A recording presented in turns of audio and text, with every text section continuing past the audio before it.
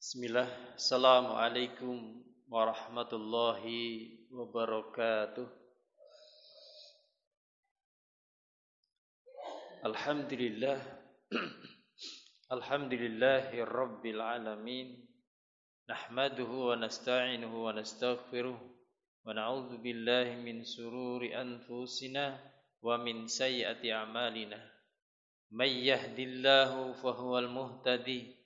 ومن يضلل فلا هادي له أشهد أن لا إله إلا الله وحده لا شريك له وأشهد أن محمدا عبده ورسوله لا نبي ولا رسول له بعده فيا أيها الحاضرون اتقوا الله كما قال الله تعالى في الكتاب العزيز أعوذ بالله من الشيطان الرجيم بسم الله الرحمن الرحيم يا أيها الذين آمنوا اتقوا الله حق تقاته ولا تموتن إلا وأنتم مسلمون أما بعد.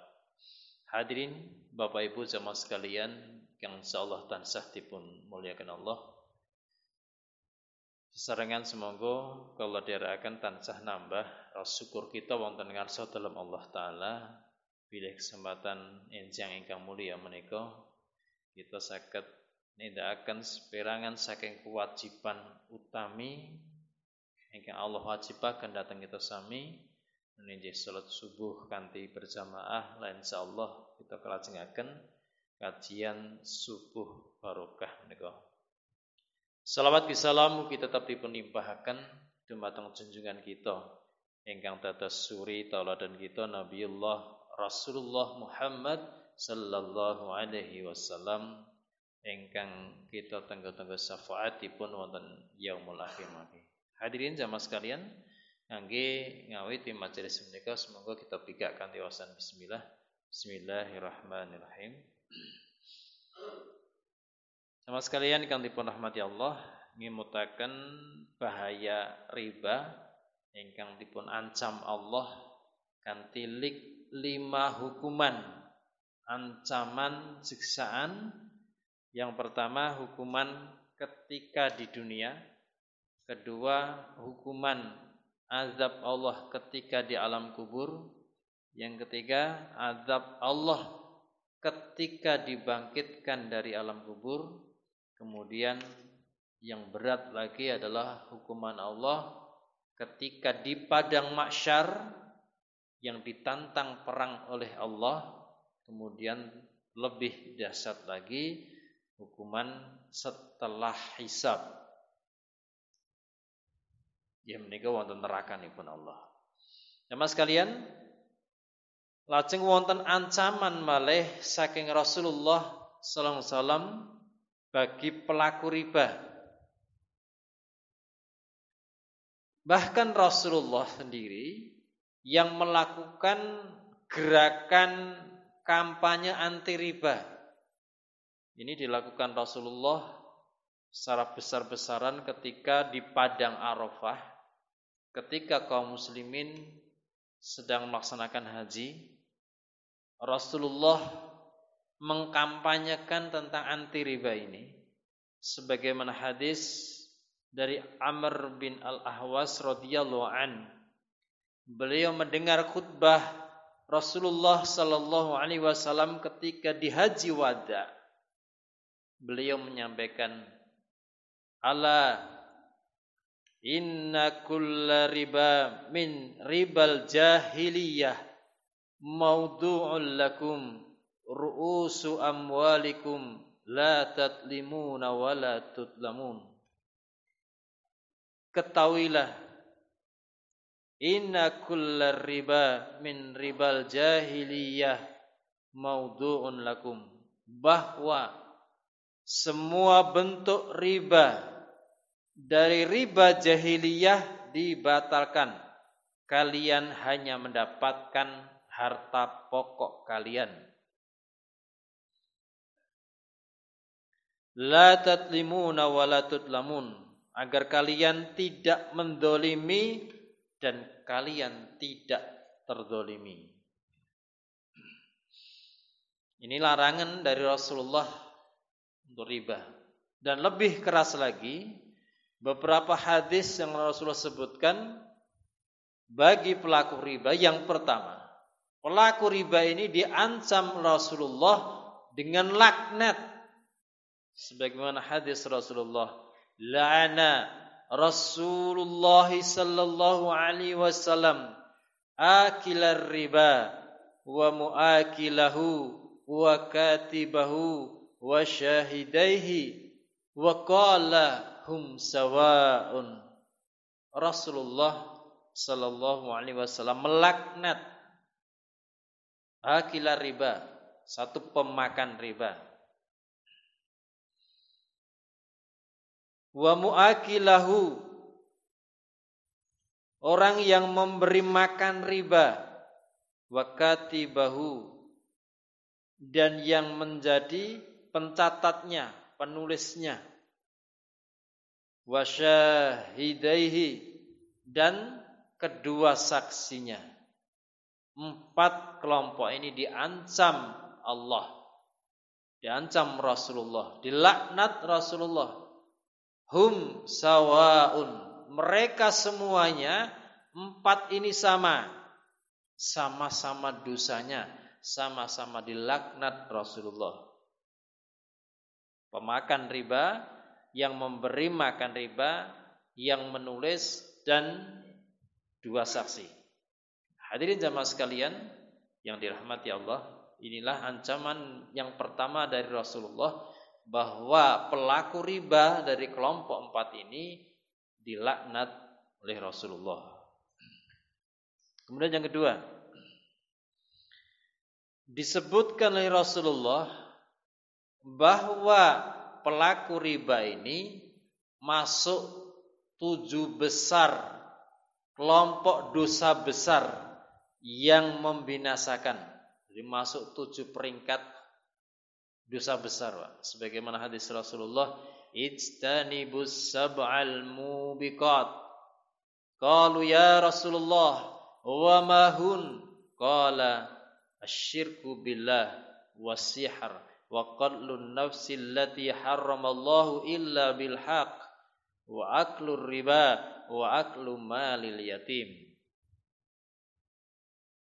Jauhilah oleh kalian 7 dosa besar yang membinasakan. Maka mereka para persahabat bertanya, qalu ya Rasulullah wa mahun? Apa 7 dosa besar itu ya Rasulullah? Qala asyirku billah. Dosa yang pertama adalah syirik kepada Allah, wasihr, 2 sihir, wa qatlu nafsil lati haramallahu illa bil haq, membunuh manusia, membunuh jiwa yang Allah haramkan kecuali dengan alasan yang benar. Wa aklur riba, pemakan riba, wa aklul malal yatim, dan memakan harta anak yatim. Riba ini hampir disetarakan dengan 7 dosa besar ini. Cuman bedanya, kalau syirik dan sihir itu masuk syirku akbar yang mengeluarkan seseorang dari Islam. Kalau tidak bertaubat sampai matinya, kekal di neraka. Tapi dosa yang bawahnya ini masuk dosa besar, termasuk riba. Hadirin jamaah sekalian yang dirahmati Allah. Kemudian yang ketiga, ancaman dari Rasulullah bahwa dosa riba ini disetarakan dosanya sama dengan menzinai ibu kandungnya sendiri. Dosa riba, 4 kelompok tadi, yang memakan riba, yang mengambil hasil dari riba, saksinya, dan penulisnya, ini disetarakan Rasulullah dosanya sama dengan menzinai ibunya.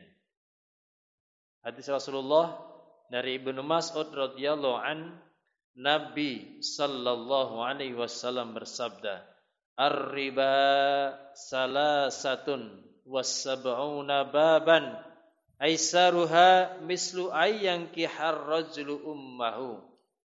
Riba itu ada 73 pintu. Ada 73 tingkatan. Pintu riba yang paling ringan adalah sama seperti seorang lelaki yang berzina dengan ibunya. Sama sekalian, ini ancaman keras dong ya. Pelaku riba, orang yang mencari harta dengan hasil riba, itu dosanya sama dengan menzinai ibunya. Bahkan dalam hadis yang lain Rasulullah sebutkan dirhamun riba ya'kulur rajulu wa huwa ya'lamu asyaddu min sittati wassalasina zaina. 1 dirham riba. 1 dirham itu ukuran Arab dianggap hitungan mata uang yang dianggap paling kecil, Pak. 1 dirham itu sekarang dirupiahkan sekitar 3.900-an. Itu dianggap nilai mata uang yang paling kecil. Jadi 1 dirham saja yang dimakan seseorang,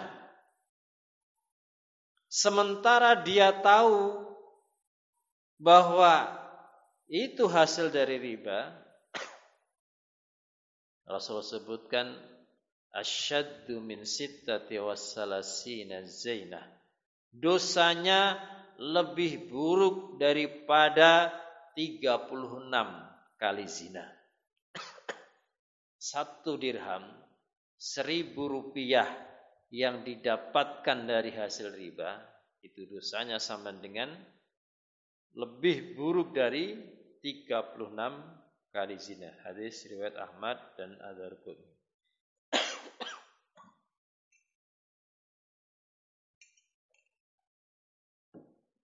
Hadirin jamaah sekalian yang dirahmati Allah, inilah ancaman Rasulullah bagi pelaku riba. Bukan main-main ini, Pak. Terus saya hitung atas-atas dengan dosa riba ini. Maka kita langsungkan pembahasan kita bab fikih al-bai', kita khususkan sementara ini bab jual beli riba. Pembahasan terakhir kita adalah riba di dalam gade.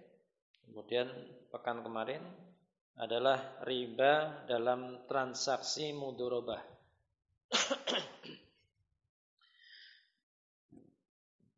Pembahasan hari ini adalah riba karena menggabungkan utang dengan jual beli. Ini, Pak. Menggabungkan utang dengan jual beli. Nah, ningali judul niki pripun? Pun gadah gambaran dereng, Pak. Menggabungkan utang dengan jual beli ini masuk riba nanti, Pak. Dalilnya dari Abdullah bin Amr bin As radhiyallahu an, Nabi sallallahu alaihi wasallam bersabda, "La yahillu salafun wa bai'un." Tidak halal menggabungkan salaf bermakna hutang dengan jual beli. Tidak halal menggabungkan hutang dengan jual beli. Nah, maksudnya pripun niki? Nah, niki dijelaskan Imam Ahmad hadis ini. Dalam Sahih Tirmidzi disebutkan keterangan Imam Ahmad. Ishaq bin Mansur pernah bertanya kepada Imam Ahmad, "Ma makna naha an salafil bai'?" Apa makna larangan beliau Rasulullah menggabungkan utang dengan jual beli? Maksudnya pripun iki? Maka Imam Ahmad menjawab, itu ada 2 kemungkinan. Yang pertama, bentuknya si A memberi utang kepada si B, kemudian mereka melakukan transaksi jual beli. sebagai syarat tambahan utang piutang itu yang pertama. Namanya saya berhutang kepada Mas Ahmad. Saya hutang Mas Ahmad 10 juta. Lah, syaratnya harus diikuti jual beli. Ya kowe tak utangi ra apa-apa, Pak. 10 juta. Ning syarate kebunmu sing kidul omah kok tak tuku. Nah, ini menggabungkan utang dengan jual beli. Atau cara kedua, menurut Imam Ahmad, si A mengutangi si B, lalu ketika menagih ia mengatakan, kalau tidak bisa melunasi, sekarang kamu wajib jual barangmu. Nah, niki nek wis pas pelunasan, kalau utang Mas Ahmad 10 juta, berjalan waktu 1 tahun 10 juta aku tubot. Lah kok wis setahun ora iso bot. Ora iso bot iki piye to, Pak? Oh, janjine jare setahun kok. Ya ora apa-apa. Wis rasah nganaki. Oh, wis tak kei longgar. Ning kebonmu kidul omah engko tak tuku. Nah, ini masuk, Pak. Menggabungkan utang dengan jual beli. Kalau yang pertama langsung akoti utang piutang ning syaratnya langsung jual beli. Yang kedua menurut Imam Ahmad, akoti utang piutang biasa berjalan sampai jatuh tempo ra iso nyaur baru ditambahkan syarat jual beli. Ini namanya menggabungkan utang dengan jual beli. Ini termasuk jual beli yang terlarang, masuk jual beli riba. Dan ini masuk semua sistem yang dua, Pak. Dalam jual beli itu, dalam transaksi itu ada dua. Satu namanya transaksi muwaddad. Muwaddad itu transaksi yang mencari keuntungan. Apa itu jual beli, sewa menyewa, dan sejenisnya. Yang kedua transaksi tabarruat. Tabarruat itu sosial, arti memberi bantuan, sifatnya sosial. Maka keduanya ini sama-sama tidak boleh digabungkan. Jadi utang piutang digabungkan dengan jual beli. Utang piutang digabungkan dengan sewa menyewa. Ini terlarang dalam Islam, sistem jual beli yang seperti ini. Ya, coba kita lihat prakteknya, Pak.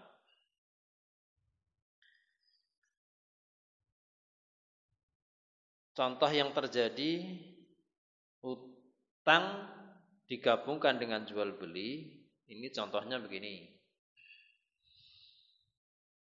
Satu, ada orang kaya, sawahnya banyak, pokoknya kaya lah. Kemudian si B miskin, arep garap sawah, orang duwe ragat. Yes ngene Mas. Nah arep garap sawah ora duwe ragat, wis tak utangi. Abu sak tandure, sak obate tak utangi. Wis sak cukupe. Tapi engko nek wis panen syarate adole nang aku. Nah, ini Pak menggabungkan utang dengan jual beli. Tak utangi ning enek tambahane, engko nek adol nang aku utangi rasa nganaki. Yo tak utangi 10 juta, ya engko baline 10 juta, wis rasa nganaki, dosa nganaki. Ning syarate engko adole nang aku. Ini sama, Pak.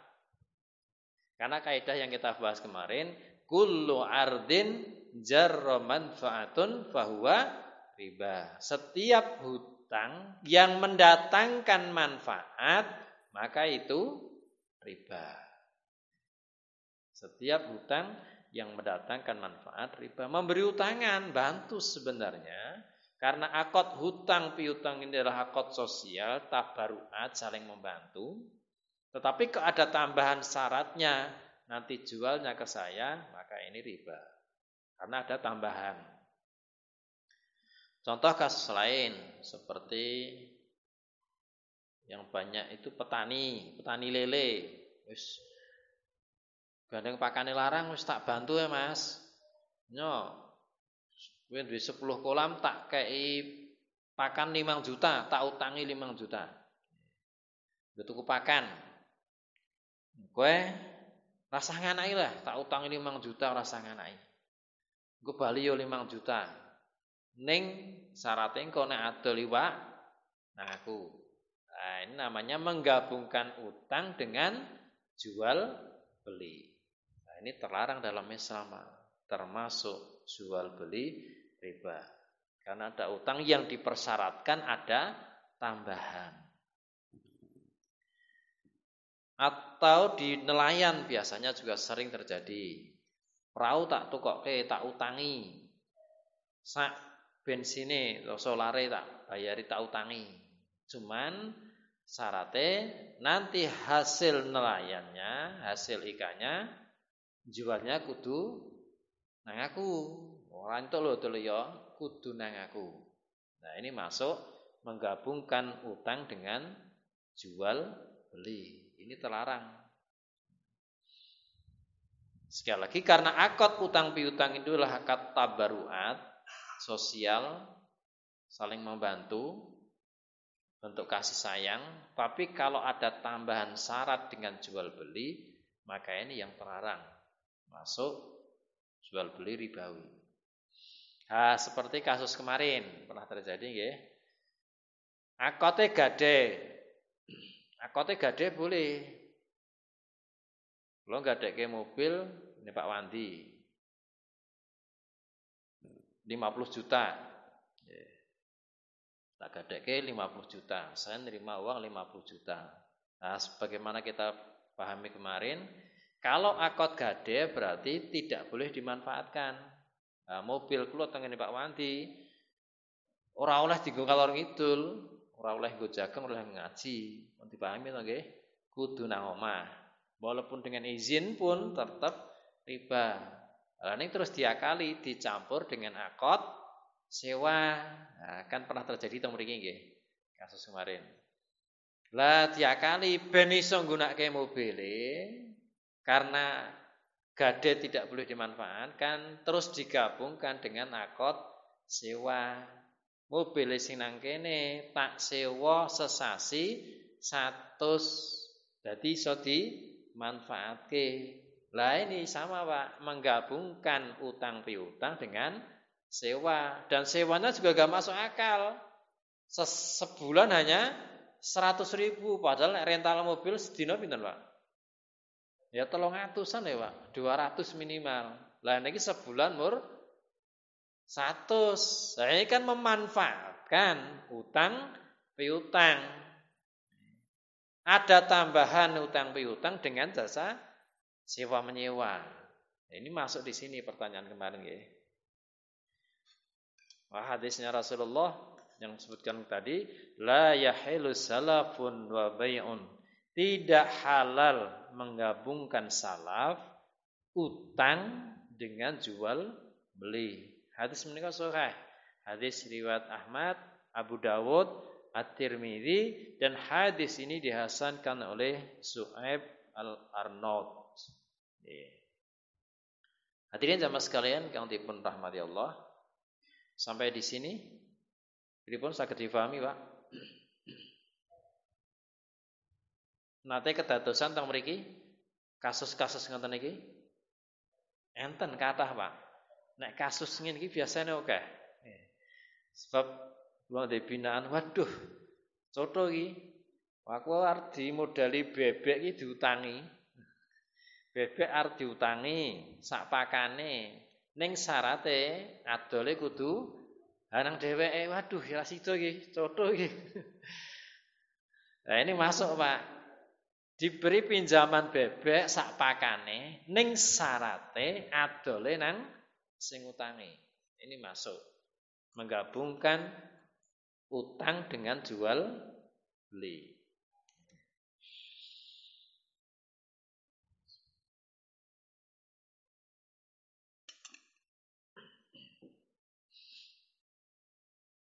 Pripun iki saged dipahami?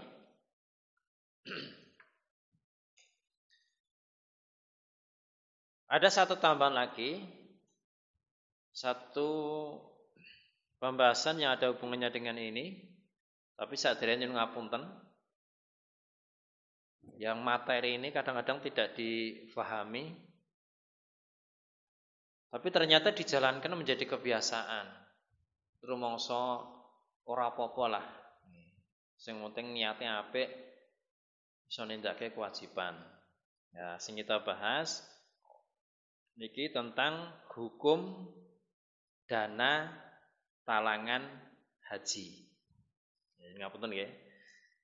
Masyarakat secara umum niki dianggap biasa. Hukum dana talangan haji. Pripun, Pak? Halal?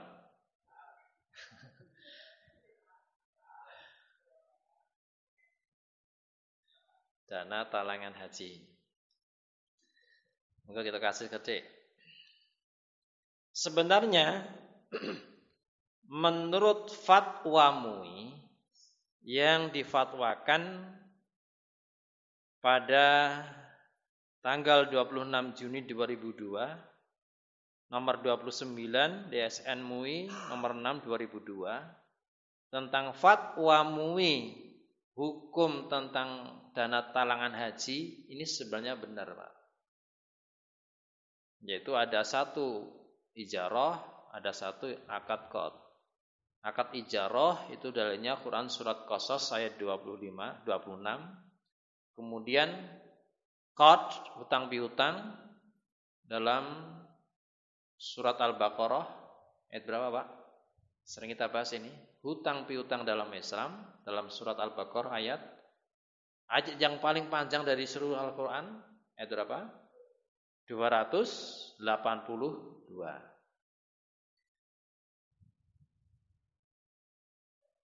Fatwa MUI ketentuannya adalah satu. Dalam pengurusan haji bagi nasabah LKS, lembaga keuangan syariah, dapat memperoleh imbalan jasa atau ujroh dengan menggunakan prinsip al-ijarah. Fatwa yang kedua, apabila diperlukan, LKS, lembaga keuangan syariah, dapat membantu menalangi pembayaran BPIH nasabah dengan menggunakan prinsip al-qard sesuai fatwa MUI. Nah, yang ketiga, jasa pengurusan haji yang dilakukan LKS tidak boleh dipersyaratkan dengan pemberian talangan haji. Nah, ini Pak yang kita garis bawahi, Pak. Ini fatwamu ini benar, Pak. Sesuai syariat. Jasa pengurusan haji yang dilakukan LKS, lembaga keuangan syariat, tidak boleh dipersyaratkan dengan pemberian talangan haji. Yang keempat, besar imbalan jasa al-ijarah tidak boleh didasarkan pada jumlah talangan al-qard yang diberikan LKS kepada nasabah. Fatwa MUI-nya benar, Pak. Tapi prakteknya yang rata-rata kurang benar, terutama yang poin nomor 3 ini. Jasa pengurusan haji yang dilakukan LKS tidak boleh dipersyaratkan dengan pemberian talangan haji. Padahal yang berjalan itu kan saya daftar haji atau umroh, bayar 5 juta DP. Nanti selesai 3 tahun 25 juta. Tanpa bunga, Pak, benar ini. Tapi pihak LKS mensyaratkan nanti kalau yang danai saya, yang nalangi saya, syaratnya yang ngurus haji adalah saya. Nah, ini yang menggabungkan ini yang salah, Pak.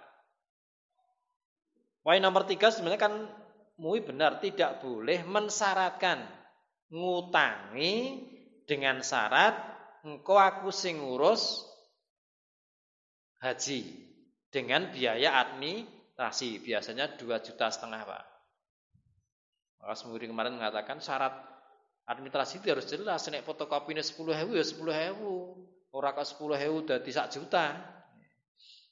Nah, ini mensyaratkan utang piutangnya benar, qardnya benar, tidak ada tambahan 25 juta Persis tidak ada tambahan dari 5 juta. Tapi yang salah mensyaratkan pengurusan harus diurusi oleh LKS, Lembaga Keuangan Syariat. Sehingga ini kena hukum tadi. Sebagaimana hadis Amr bin As an Abdullah bin Amr qala Rasulullah sallallahu la yahillu salafun wa bai'un wala syartani fihi bai'in wala ribhu ma lam tatman wala bai'u ma laisa indak. Rasulullah bersabda, tidak halal menjual sesuatu dengan syarat memberikan hutangan. 2 syarat dalam satu transaksi. Keuntungan menjual sesuatu yang belum engkau jamin serta menjual sesuatu yang bukan milikmu. Nah, ini mensyaratkan tak utangi tapi syaratnya kepengurusan haji akad ijarah. Ijarah ini karena termasuk yang mendatangkan keuntungan, ini disyaratkan di dalamnya. Makanya yang terlarang. Juga kena dalil yang kedua, kullu qardin jarra manfaatun fahuwa riba. Setiap hutang yang mendatangkan manfaat, maka itu riba. Rata-rata Pak LKS mesti mensyaratkan yo tak utangi ning syarate yang mengurus kepengurusan haji saya dengan administrasi 2,5 juta. Yang terlarang niki, Pak. Nek talangane mboten napa. Nek tidak disyaratkan harus LKS yang mengurus. Nah, kalau ada syarat ini makanya menjadi kena dalil ini mensyaratkan hutang dengan akad ijarah. Karena ijarah itu mengambil keuntungan, sementara hutang itu tidak boleh mengambil keuntungan. Ya, hadirin jamaah sekalian yang dipun rahmati Allah.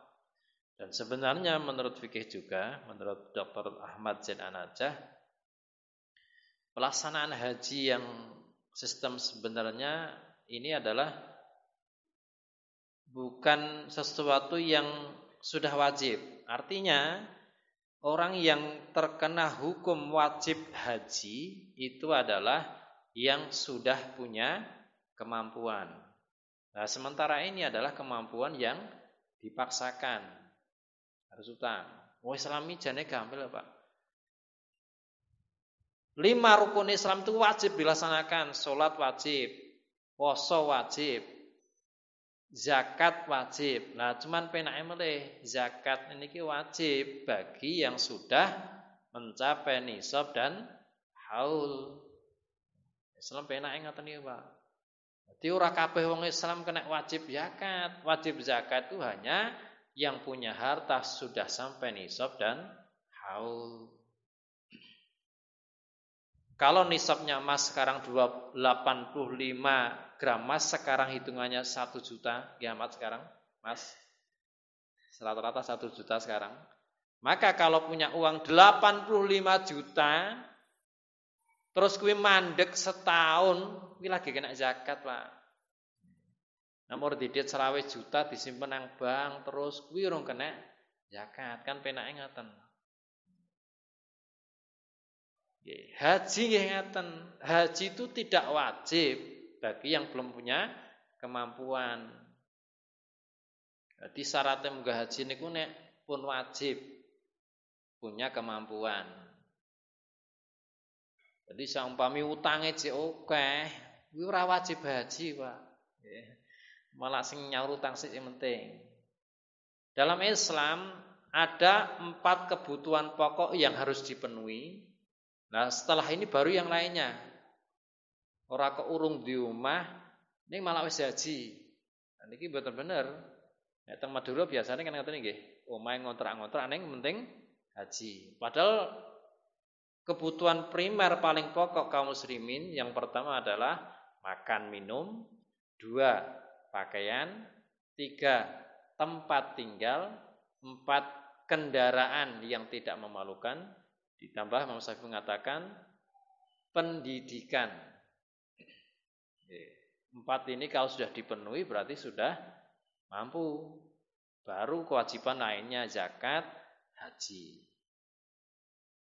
Sudah malah Islam tidak memberatkan, Pak. Nek dereng Gadai kemampuan dereng wajib. Jadi ora haji ora dosa. Orang mampu kok.